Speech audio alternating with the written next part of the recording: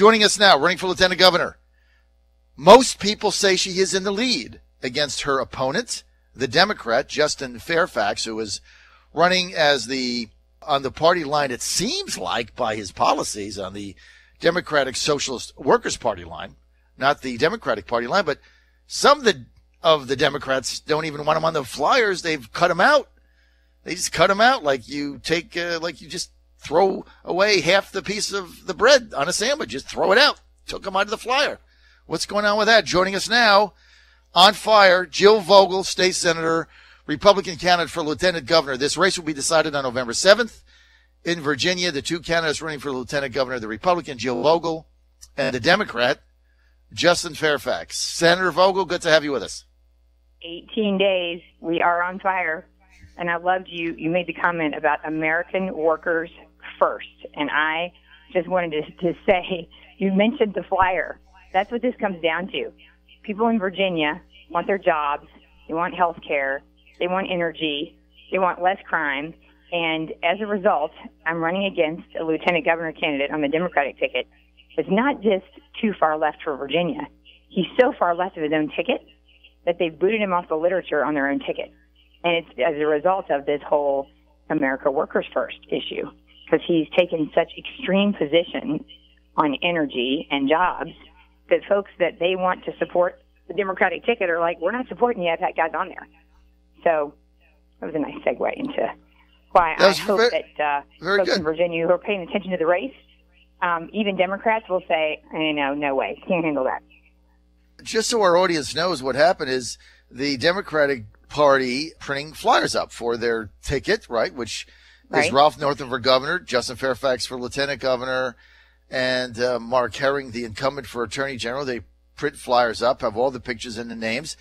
But then they print up a separate batch of flyers for Northern Virginia, and they simply carve Fairfax out of the flyer. Like he doesn't exist, like he's not on the ticket, like he's just gone. And they print up 1,000,005 of them, they hand them out, and we find out, well, they had to take it off because one of their backers, one of the unions, didn't want Fairfax on the flyer because he was opposed to the Atlantic Coast Pipeline and other things that directly bring jobs to the union workers who support the Democrats. Oh, they had to cut him out of the flyer. Have you ever seen such a thing? No. And that speaks to a rift in the ticket and just a rift in the base that is so jarring, and I think speaks volumes about where their party is, and I hope where Virginians will be on Election Day.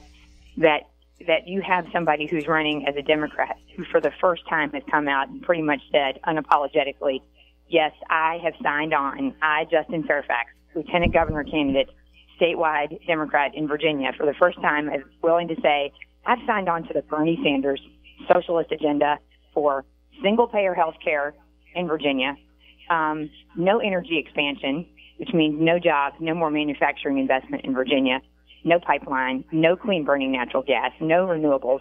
I mean, that's too much, even for some of the most liberal Democrats who said, gotta get the guy off there or we're not going to go campaign for the rest of your ticket. That's pretty extreme. And his positions on crime, certainly push people back on their heels. The issues, MS-13, some of those issues, that got the Fraternal Order of Police behind me hard, and they're campaigning for me. So I would just say, he made monuments. That's the most important thing. I just listened to the monument ad a minute ago. He made monuments an issue before it was an issue in this race. Before Charlottesville, before anything, he came out and called our monuments psychologically damaging and said they should all come down.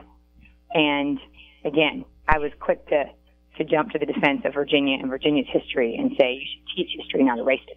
So he has been on the front lines long before anybody else was taking such extreme positions, pushing out on, just what most people would consider to be so far left that it's not so far left just for Virginia, but really just too far left for Democrats. And it's been interesting to see this rift play out, especially in the last week. Well, not only that, but the Quentin James, the founder of Collective PAC, a political action committee that supports black candidates running for office, according to the Washington Post, said that leaving Justin Fairfax off the flyer, even if it's only for a small universe of union members, they did print up 1.5 million of these. We confirm that. He said still sends the wrong message. He says it reeks of subtle racism, if not tone deafness, about how we're going to win in November. Now, this from Quentin James, one of their PAC people. Justin Fairfax called it a mistake, although he did not say that it was racially or otherwise motivated. But the bottom line is, race or not, what happened is the union in question objected to him being on there because they support the Democratic ticket. They're handing out the flyers. They got to motivate their union members in order to get out the vote for the Democrats. They wouldn't hand it out because Justin Fairfax is in opposition to everything that gives the union members jobs. So they didn't want any part of the guy. They're not voting for him. So they carved him out of the flyer, and the Democrats are making believe it isn't a big deal. This is a really big deal. And it's a huge forget deal. the flyer. Imagine this discussion 18 days out from your general election. Imagine literally being at war with yourself, with your ticket, your base being at war with itself. Allegations like, Justin's people are leveling at the rest of the ticket, when what you want is a positive, unified message going forward. What message does that send? That somebody on your own ticket is so misaligned with Democrats that Democrats won't support him. That's a nightmare, and that's kind of a worst-case scenario, melt all the way down before Election Day. And the only way I can win is if I can get that message out there and make sure that people on our side understand what it actually is that Lieutenant Governor candidate Justin Fairfax actually stands for, and how important that is in this race in November, and what an important role the Lieutenant Governor plays in Virginia. That we'd have somebody who wants socialized medicine and, who believes in no energy expansion, no jobs, no growth, and, takes the positions that he has taken, that somebody like that would put themselves forward and basically be running neck and neck in a race as important as this one in Virginia. Unbelievable. And again, just the union in question here, the Laborers International Union of North America, Laborers International Union of North America, they're supporting the Democrats, but they can't support Justin Fairfax, Joe Vogel, your opponent, because every one of his policies is counter to providing jobs for the members of the Laborers International Union of America. That's why they carved him out of the flyer like an overdone Thanksgiving turkey. Union is right. And unless we have more expansion and more investment in energy infrastructure in Virginia, then we have no more jobs. There's no more manufacturing east of Richmond, and some of the biggest manufacturing facilities that we have now would have to go. And that's, when I travel around the Commonwealth of Virginia, that's one of the biggest issues that businesses, manufacturing facilities, and others who want to invest talk about. We have to have energy, a sustained, long-term energy plan that allows Virginia to grow. And I used to be the Deputy General Counsel at the U.S. Department of Energy. I know a lot about energy policy, and there's a reason that out of 6 people who are running, 5 statewide candidates are all for expansion, and only one, Justin Fairfax, the outlier, takes that position. It's the same on health care. He's the only one who's taken the position that he's taken on single-payer health care, which would bankrupt Virginia. I mean, it's not even sustainable. And he's made himself the outlier in a way that makes him unelectable, which is, in fact, what's created this rift in the first place. It's such a drag on that ticket. And so, they just took him off the literature and said, go campaign for us. We're willing to take him off. And I think that sends a pretty powerful message about where somebody stands versus, one, all of Virginia, and what's in the best interest of Virginia, and where they stand versus their own ticket. So Senator Vogel, it's an important message 18 days out before my election day. Joe Vogel, Justin Fairfax calling for 2 things. I want to spend a couple minutes on them. Let's get the guns first. Justin Fairfax saying the other day, look, if you got a semi-automatic weapon, you shouldn't have that. And he's calling for them being taxed or confiscated. Confiscated means somebody knocks on your door, says, are you John Fredericks? Uh-huh. We've got a chart here that says you own a semi-automatic, and we've got to confiscate it. Where is it? Right? That's what he's called for. And if you don't do that, you have to pay a tax on it. What's the deal with this? So it's unbelievable.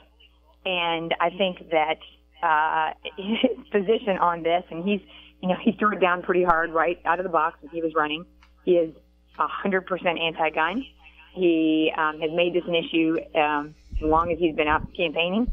He's made it an issue in our debates. And he believes that, because I've been a staunch supporter of the Second Amendment. By the way, it happens to be in the Constitution. And I've been in the Senate for 10 years working on these issues. And I think he 100% believes that people shouldn't have guns. And that's not where I am. And I think he thinks that's a winning issue. And again, I think he will find himself way, way, way out of line with where Virginians are. And I think it is appalling. And when he first started talking about gun insurance, I was amazed. That came up in our first debate. And then when later he was on a radio show and was talking about, go around, take those guns away, gun confiscation. It is hard for most people to believe. It certainly is for me, as somebody who was born and raised in the Shenandoah Valley, where in my high school, when I was graduating from high school, in Central High School, we got hunter safety as part of our high school curriculum in PE. I mean, this is Virginia. We have people who are sportsmen, people who, one, love the sport and want their Second Amendment rights, but most of all, people who want to protect themselves. And the fastest growing segment of the population, gun owners, is, guess what? Women.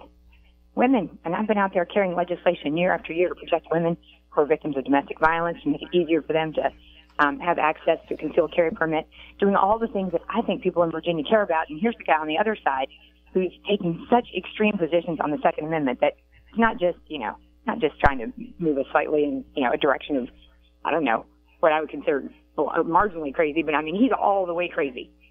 And I think that's a huge mistake, and it's going to be devastating killer on their ticket. Well, look, it's certainly one of the most extreme positions we've ever had. Also, Justin Fairfax coming out for single-payer health care, or basically socialized medicine in Virginia.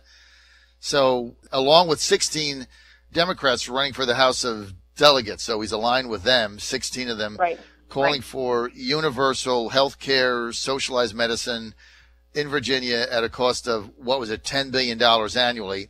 So you'd have to have, I think we figured it out the other day, I don't remember the exact number, but it was something like that. You'd have to have a 3.5% tax increase on the state income tax over the 5.5% or 6% it is now.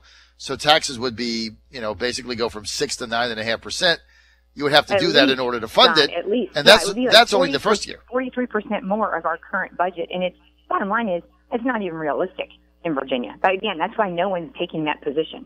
And what's interesting is that you can talk to Democrats around Virginia, and you can ask them to talk about where they are on health care, talk about where they are on guns. We were just talking about guns a second ago.